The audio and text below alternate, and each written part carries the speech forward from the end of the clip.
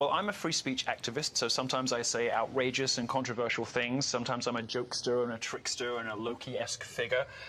The political left, the feminists and the social justice warriors and the leftist journalists don't like me very much and call me a variety of names because they find me difficult to categorize. They don't understand how a gay guy could have these opinions or whatever. I don't really fit into any box, so I represent sort of a threat to them because I'm persuasive and charismatic and have a huge fan base. They just really don't know how to deal with it. Very modest as well, darling. Also very humble, very humble.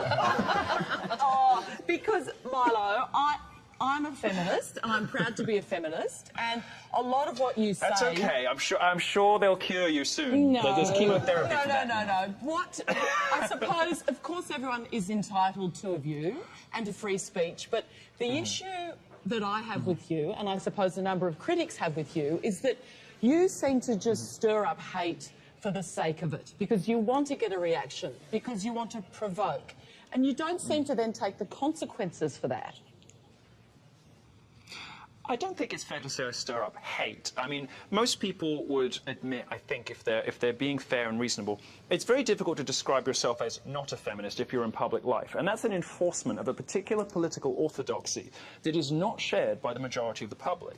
I mean, very few women describe themselves as feminists. Fewer than 1 in 5 in America, just 7% in England. I'm sure the numbers for Australia, being a very sensible country, are about the same. These ideas that are being enforced in popular culture and on TV are not views reflected in the public. And the gap between the media and people at home is growing all the time. That's my insight, and that's what I seek to expose and ridicule and have fun with. It's perfectly fine if you're a feminist. My problem isn't that. My problem is not you personally, but my problem is with those feminists who require us all in public to say we are too, when we might not be. We might think that feminism has run its course and had its day, I'm not particularly interested in anybody else's specific positions. What I'm interested in is an open marketplace of ideas. A fair, open system where everybody can express themselves without fear of censure, without fear of professional disaster or social, peril, just because they cracked the wrong joke on Twitter or because, they used the wrong language at work. Can I just interrupt for a second, Milo, because just pick up on what Jess says. You do throw these social hand grenades out there and you do say things like feminism is cancer, but if you drill down past the headlines and read some of your work, I've read your book, I've listened to a number of your podcasts, you do make some fair points, but do you think this kind of outrageous shtick that you have is hurting you and turning people off listening to you? No, I think the opposite's happening. I mean, millions of people on Facebook, a sold-out tour. By the way, Sydney is completely sold out now. We're adding a new date on the 30th of November. Very obviously, the opposite is true. There is a huge appetite for somebody who doesn't mind thumbing their nose and sticking their tongue out and pointing their middle finger up at the scolds and the nannies and the people who want to tell us how to live. Milo, you for do years, more than conservatives... But you do more than stick your tongue out. I mean, because of the sorts of things you've written along the lines of Islam is a cancer, feminism is a cancer. I never wrote that, actually. That was invented by a journalist. The feminism's true. You rally your followers for hate campaigns. There was Leslie Jones, who was in Ghostbusters. Well, what do you mean by hate campaigns? I mean, this was invented by the media. I wrote a review of Ghostbusters. Invented. I don't want to get into little details, but no, I wrote a review of detail. Ghostbusters that defended her. It isn't. No. The little detail is that actually, I wrote a review of Ghostbusters that defended her. Then some people said some mean things about her, and I was blamed. But we don't blame Beyonce when her fans say mean things to Taylor Swift. Wait a minute. We don't blame, Justin Bieber when his followers who said incredibly racist things about her. Some mean people. So why and I went on CNN and I said it was horrible, and I said it was terrible. So but then I'm why not don't you responsible for what they say. I'm responsible for what I say. Of a consequence of what you say, because I think there is so much hate in the world, and you seem to think it's funny. You seem to sort of think... Oh, I do think it... No. But it's not funny. Most of what's characterised as hate and abuse and harassment, this is all a sort of a hysterical drumming. It's like a moral panic by the media. The reality is some people in power don't like jokes being made about them. And I'm perfectly happy to tell jokes about powerful people because they can take it. I don't tell jokes about ordinary private citizens. I don't ruin the lives of private citizens like journalists do. Gawker's journalists who destroyed that woman, Justine Sacco, because she told the wrong joke. I tell jokes about people in power. I tell jokes about politicians, celebrities, celebrities, journalists, university professors. I tell jokes about people in positions of huge institutional power who can take it. I punch up, not down. And I tell jokes that a lot of people find funny and are amusing. Now, the actions of a small... What you do is that because you continue this hate, it then encourages other people to think, you know what, this is all right to have a calling it hate. I think you're over-egging the pudding. Keeping this is impish over-egging gay the man who pudding tells a when few women waspish jokes. have threats of rape made against them on Twitter. You think that's over-egging the pudding, do you? Well, you're implying that I'm responsible for rape threats now on the basis of no evidence whatsoever. I don't think Milo actually... Why do you think I'm responsible for rape threats? He's talking about people follow him. I think you might be misled by news report. I'm probably the most lied about person in America, if not in the world. I think, and I sincerely believe that you are being straight up with me and are conducting the interview with integrity. But I think that you've been misled by inaccurate press reports about what I have personally actually done. And very often you'll find, because I'm in the midst of these culture wars in America, which are very bloody and very dirty, full of name-calling and false accusations, right the way up to the Washington Post, I think that you've been misled. Why do you call if you can give me a specific instance of something... Well, let me just finish my point, and then I'll tell you why I call him Daddy. If you can think of a specific instance in which I have ever said anything that has directly given rise to rape threats of some woman, please tell me, because I don't know what it is. Well, Leslie Jones would say that you have. And you would take him off Twitter. No, let me tell you, Leslie Jones, not to get too much into this because I've been over it so many times, but Leslie Jones was responsible for targeted harassment on that platform. I wasn't. Leslie Jones was, retweeting all kinds of stuff about me. I barely mentioned her except to crack a joke about her looks, which I'm entitled to do. If I can't comment on a celebrity being ugly, then, literally the roof is going to come down. Yeah, but you've got to take a consequence for us. And all the stuff you did with Gamergate.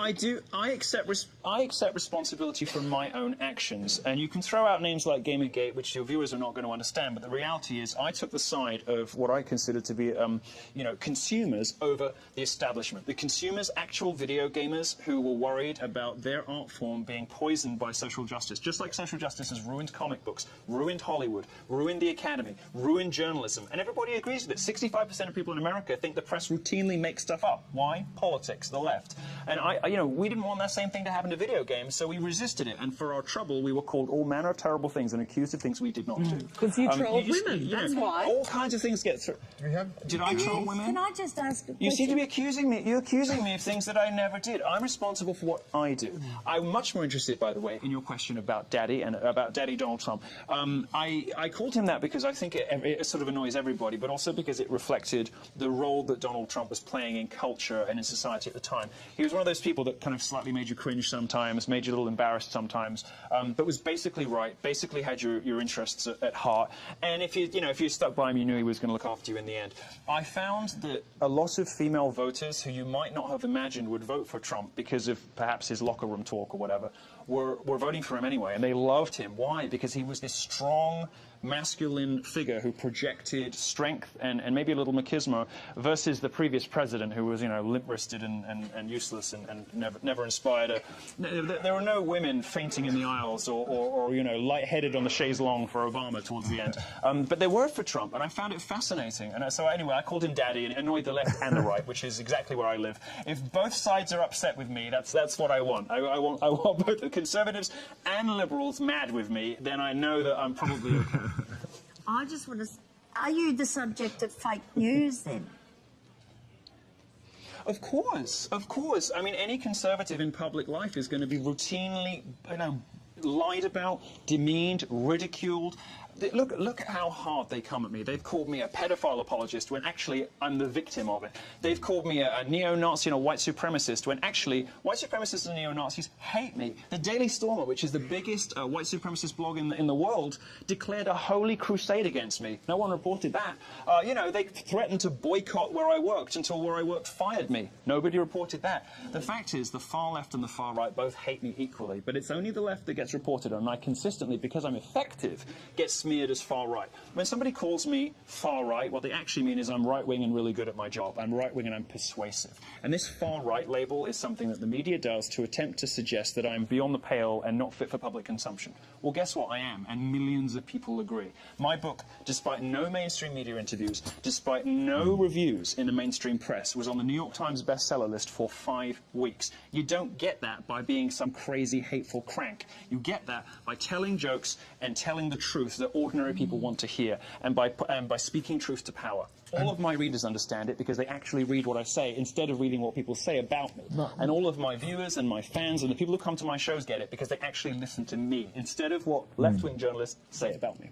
I certainly understand it, Milo. And when you speak, you're often very funny, you're often very witty, and a lot of what you say is often very interesting. I remember listening to a speech you gave at one of the universities where you talked about, the origin of religion and the role of marriage in protecting women's rights, and making it about consent. And I love history, and I thought that was very interesting, and you raised a lot of very good and unfashionable points. And then it sort of veered off into something along the lines of, aren't all feminists ugly, or something like that. And I just kind of wondered if, have you become now a sort of captive of some of these a bunch of sort of followers or a sort of mob that wants to cheer and shout when you say things like that, but actually it doesn't get you? I mean, I kind of get the feeling that Donald Trump wouldn't actually get you. He wouldn't actually understand half the jokes you're making. Well, daddies never get the children, but no, I don't think that's true. I think what I do is weave highbrow and lowbrow. In my columns, you'll see, low rent jokes, and you're like, oh, that was low hanging fruit, or oh, do you have to be so mean? It was like, newsflash, gay guys can be catty. I try to blend. I tried to blend low culture with theology, with history, with sociology, with science. So you come to one of my talks, I did a talk about how fabulous Christmas was, which I think is the one you're referring to. I was talking in theological terms about how the church invented marriage as a way of protecting women, and how that comes from Catholic tradition, all the rest of it. My talk, 10 Things I Hate About Islam, which was obviously provocatively titled, then went into the theological differences between Christianity and Islam, the conception of God being different, how to practice faith. I tried to blend lowbrow and highbrow, and it's very unnerving. And I don't want to interrupt, but I suppose that's part of the frustration, because you make a lot of good points about the censoriousness of the left and the outrageous things that's happening on US campuses now, where they are just shutting down debate and banning people and calling anyone they disagree with a fascist. But I guess it sort of gets undermined when you unleash these kind of primal forces that we're seeing in politics now on the extremes. No, but it's only journalists who think that my position on this is undermined by my language here. Everybody else loves it. It's only journalists because they're so earnest and high-minded and stuffy and pompous. No offence, I'm not talking about you, but other journalists who say this stuff, we're just getting to know one another, so I don't know what you think. But other journalists who say this stuff, they're saying, you can't possibly use this language. Give me a break. If I want to say that feminists are fat and ugly, which, by the way, most of them are, then I will. If I want at the same time to talk about... if I want to say at the same time that, if I want to make a complex historical point about the different emergences of strands of feminism, if I want to talk about the virtues, of equity feminism versus whatever, I can be both and I can do both. And you know what it shows? When people are upset about those two things, it shows that there's a double standard at work. You are perfectly happy for Jon Stewart, for Bill Maher, for Stephen Colbert to blend highbrow and lowbrow, to be both comedians and cultural commentators, to be clowns and historians. You're perfectly happy when a left-winger does it. But for some reason, now I've arrived, I'm the first person on the right ever to do it, and suddenly people are like, wait, you're not supposed to do that. Conservatives aren't supposed to behave like this. Wait, you can't be real and funny and dangerous and also a bit offensive and be able to talk about Nietzsche and Sartre and Heidegger and Descartes. What is going on here? Well, I'm sorry, but this is a double standard. We've had it for decades on the left. Well, now you have it on the right. Welcome to the new era. If people don't like it and people can't cope with my blend of elevated discourse as well as low-rent cattiness, that merely demonstrates their own hypocrisy. The fact is, most people love what I do. They come to my shows in droves, which is why we're sold out in Sydney. I'm looking forward to selling tens of thousands of copies of my book when it goes on sale November 2nd in Australia. And I can't wait to explore the country, because Australia's, I think, my number 3 place for fans. Millions of Australians watch my stuff. They come to they read my columns and watch my videos. I think Australia needs saving from their own media. All right. Well, Peter. Normally I'd be fine with a sweaty black dude in LA, but this is probably the unsexiest thing I've ever seen. You've come in an exciting outfit today. Do you want to tell us why you're dressed like this? Because no women should feel shame about their body, and because just because I'm dressed like this doesn't mean that I want sex from you, doesn't mean that I want you. I mean, it's quite sexualized. You have a nipple tassel. And why are you here today? We're walking for all of the victims of sexual violence. This is a empowerment movement. This is for everyone who's been a victim of anything like that. Your clothes do not define how you are sexually treated. And you think there's a rape culture problem in America today? There is a rape culture. What do you think about all of the rapes that have been exposed in the media as fakes? It seems like a lot of the high-profile rape cases, the Duke Lacrosse, Columbia University, UVA, is that damaging a women's cause, or should we cover this stuff anyway because it's such an important issue? It's such an important issue. I mean, because these people's lives are affected. It prevents them from living a sane and normal life. Tell us why you're here today. I am here today to question the feminists and the sluts all around here and ask them if they actually believe in rape culture. Do you believe in rape culture? I do not believe in rape culture. I think it's ridiculous exaggeration. Catcalling is not rape. Feminists constantly rail against the patriarchy, but it was precisely the patriarchy, specifically the Los Angeles Police Department, to which the feminists appealed when they wanted to have me removed from Pershing Square, a public space in the center of Los Angeles. Why? Because one of my colleagues had asked Amber Rose if she believed in rape culture, and because I took a placard that said rape culture is like Harry Potter, it's fantasy.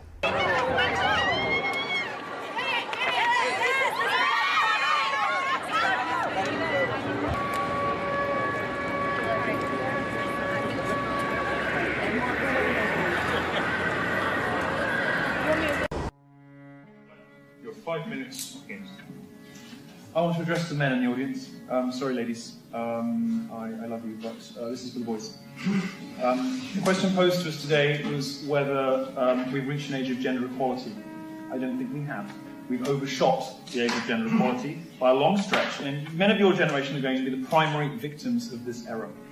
In secondary school, you will have experienced a system that is tilted against boys. Your exams will have been primarily modular, not linear, a system that favours girls. Teachers will have tried to control and pathologise your boisterous behaviour, branding you young offenders for pranks or cyberbullies, for typical male teenage trash talk. Taunting, after all, is how men bond. Your female peers will be encouraged at every stage of their educational journey. They will be told to join a STEM field. They'll be showered, in fact, with grants and awards, prizes and encouragement. And then when they do get to applying for those jobs, you will be discriminated against just because they're a girl. You'll be the recipients of nothing. There are no programs for men. The suggestion of having a men's officer at York University was laughed at by the student union. At university, you will be told that you're rapists in waiting, that you need to attend consent classes. Your natural love and affection for women will be neutered. You will be faced with an impossible choice: suppress your natural, healthy romantic interest in women or risk a charge of rape or sexual harassment. If you speak out against this hostile and unfair environment, you will be persecuted by rabid mobs of politically correct lunatics, as well as the full force of the establishment media as well. When your studies are completed, you'll enter a jobs market that is stacked against you. With companies pressured from all directions to hire women, you will be at a 2-to-1 disadvantage if you are in STEM subjects, and possibly worse in others. If you do happen to land a job, a single inappropriate remark or a single accusation of an inappropriate remark or any unsubstantiated allegation can destroy your reputation forever. Despite all this, I'm not worried for you, because you're men. Your incalculable, intolerable, impossible obstacles have been placed before you precisely to overcome. And overcoming is what men do best. It's in the nature of men to battle on under impossible odds. We do that in war, we do that in all sorts of things, and we will do it here. Throughout your education, you will have been fed a grim history of what men have done through the centuries. You'll be told that straight white men are worse than the Nazis. You'll have been told nothing good about your sex, your race, or your orientation. But I'm going to tell you something good, and it is, if the patriarchy exists, women should be grateful for it. It is what took us to space. It is what builds roads, It is what built the internet. It is what protects and provides for women. If it exists, thank God it does. With their strength and determination, men have tamed the wilderness. Men built cities and walls around us. They built the buildings that we're in. Their curiosity led us to explore the oceans. Their ingenuity has allowed us to reach the moon. And whenever, feminism rises up and tries to ridicule you, to demean you for what you are, and, it's interesting, like, I was going to talk at this university, right, and I was called by my interlocutor a troll. She said it would demean the institution to have me here. When she talked about a Sunday Times article by a respected journalist, she sort of demonized him, even though he's not here to defend himself. She said Martin Daubney was a bad person. Martin Daubney's a close friend of mine. He's a great person. He's spent the last 5 years of his life advocating for the rights of men and boys. But this is what they do. Don't pay any attention to it. Don't listen to it. We're not in an age of gender equality. Straight white women in the West are the most privileged class in the history of our species. But you'll be fine. Zero Tolerance, which is teaching gender equality to childminders so that they can teach children that they're equal, they have equal opportunities, and they do it specifically to reduce violence from men to women when they're adults. We need to start much earlier than men. OK, Milo, you want to come in? Unbelievable, astonishing sexism. We have to teach young boys not to be boys so they won't be violent. Why is being violent being... Get out! I'm sorry. Like, gender...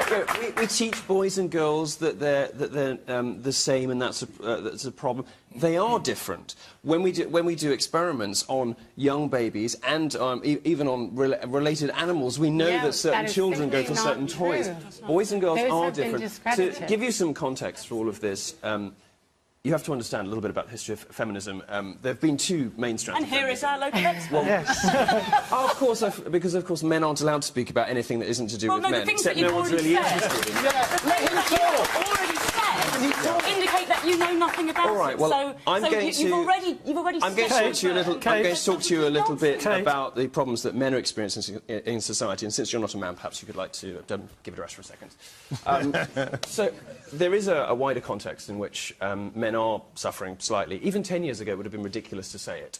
But very recently, we've seen a lot of structural advantages to being a woman crop up in education, in the workplace. Under 30, women earn more than men for the same work in the UK and the US now, which is an extraordinary statistic and something that people have to be very, very carefully convinced of because it sounds absurd. But there is a sense in which men, particularly young men, probably men our age, haven't necessarily experienced it, but younger men, 20-year-olds, there's an enormous problem. I read about this last year. I call it the sexodus, of men checking out of society, checking out of relationships, giving up on women, giving up on careers. They don't bother to go to university anymore. Now more women go to university, women get higher grades at university, more women graduate from university. Yep. All of the traditional imbalances between men and women have flipped, and very recently. No, that's and when incorrect, young men, when you go may I be allowed to finish? Business, Sorry, I'm talking about men, darling. And you call them darling? How incredibly rude. And now you think it's funny. Well, this is exactly the problem. This is institutionalised sexism, and you're just sitting here doing it flagrantly and without even apologising. Well, we just heard that it was an essential characteristic of men that they were violent a minute ago. So no, I guess we did not. That's exactly what you said. Nobody said that. My point is... Anyway, wait, I'm getting out of here. I'll tell you. No, so I'm tempted to come with you, Nick. If anyone... Where boys are judged to this sort of emotional... sort of feminine standard, where we've all got to be sort of emotive and talk about our feelings. The consequences of that is 1 in 5 American boys put on Ritalin because they're boisterous in class, because they're held up to this sort of touchy-feely feminine standard that isn't how boys behave. And what happens is we end up with a generation of drugged-up young boys. And if you look at the statistics, the number of kids that are on Adderall and Ritalin, whatever, in the United States, and it's beginning to happen here, it's monstrous, and it comes from this sort of philosophy. Well, I think that the question, what we're talking about at the moment, is whether we should legalise gay marriage. And really the issue is what we're talking about. We're talking about civil marriage, not religious marriage. So the question we're asking is, does this provide any rights or benefits to gay people that they wouldn't have otherwise had? The answer is no. The other interesting thing about it is that no one's actually asking for this. There's no great clamour in the gay community for gay marriage. We have civil partnership that does everything that's necessary. And in fact, a Comrades poll that's coming out tomorrow suggests that 70% of people in the country at large don't want marriage to be redefined. Because this isn't about equality. If it were a question of equality, then I would be all for it. But it's not really about equality. It's about redefining an institution that is the cohesive glue of society in a way that may yield consequences we have no clue about now. Well, what consequences do we have no clue about now? Well, there's no way of knowing. It's very difficult to tell at this point in time what the ramifications would be of breaking down an institution that holds society together. We're not breaking. It wouldn't be breaking down an institution. Boy, George, what's your response to that? Celebrating it, isn't it? I mean, that's the thing. It's like isn't it a good thing? The church is always going on about the importance of marriage. It doesn't matter whether you choose to marry a pot plant. You know, if you want to call yourself married, you should have the right to do it. I mean, I think gay marriage is a bit conservative. But if you want to do it, I uphold your right to do it. And it's just a word. You know, why can't you say, we're married for two men? You know, it's just such a pointless debate. Well, yes, why withhold the word married from gay people? Or from one person in a pot plant? I don't really think it's about... I don't really think it's about the word. The thing that annoys me about this particular debate... But it is about the word, though, isn't it? Because you said there were civil partnerships that convey all the same, you know, rights and benefits as being married, that you're happy that gay people are allowed to do that. But so it is the word married, or the concept of marriage, which is very similar to a civil partnership, that you think gay people shouldn't be allowed to enter into. I do think that there is some significance with the word, and I think that it represents an institution that is very commonly understood to be the union of a man and a woman for the procreation of a child. No, the thing is, though, society's really changed. People used to think, most people used to think it was wrong to be gay, that if you had that inclination, you should suppress it.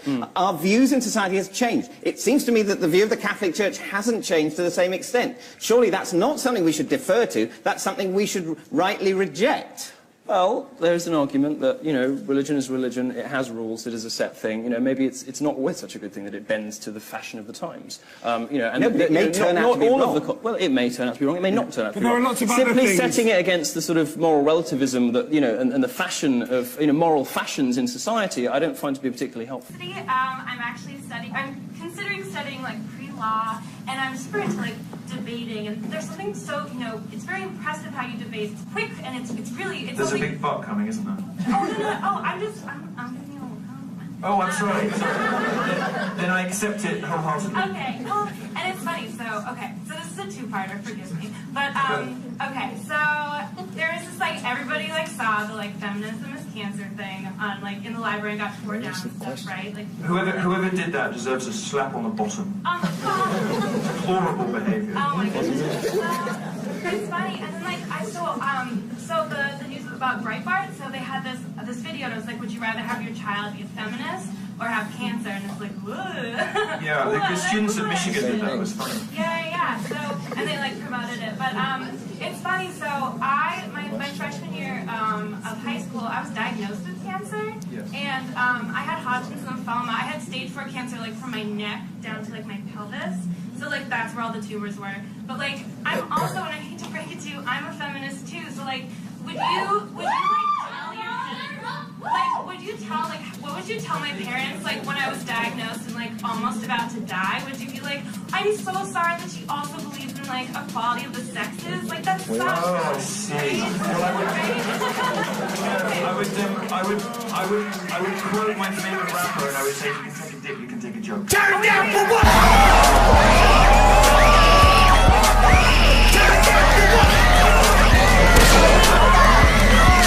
Clear. I mean, as anybody who has witnessed 3 girls fighting over 1 man can attest, you know, women can't agree on anything. They can't agree on the methods to anything. They can't even run a female liberation movement. Look at the history of feminism. I mean, look how many different definitions of feminism. You're entitled to define it how you want, but other people don't agree with you. Sorry, you don't get the monopoly.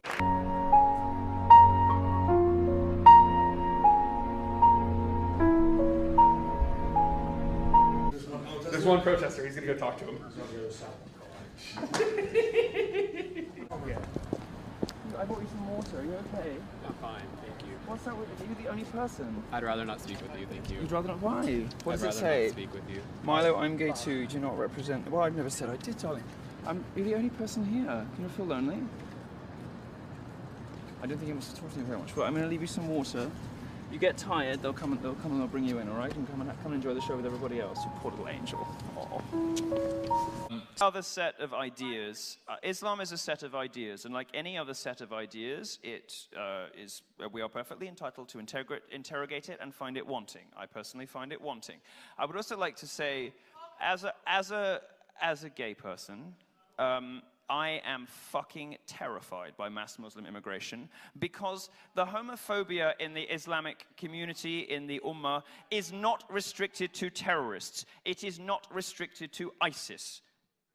51% of British Muslims believe that gay sex should be against the law. This is not Muslims in Syria. This is not Muslims in Raqqa. This is Muslims who live 3 streets away from me. Every other one of them believes that my lifestyle should be illegal. 39% of British Muslims believe that a woman should always obey her husband. Where the fuck are feminists on that? 25%...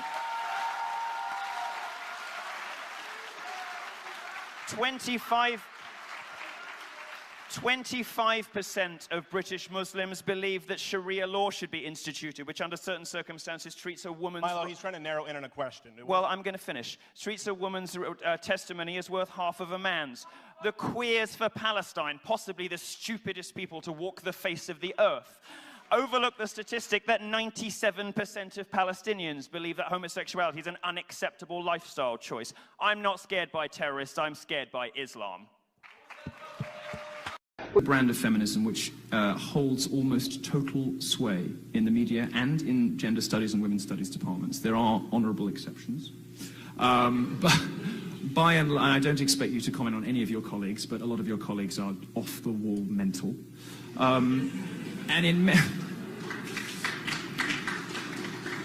We're in a situation now where students can go to university, they come out dumber than when they went in.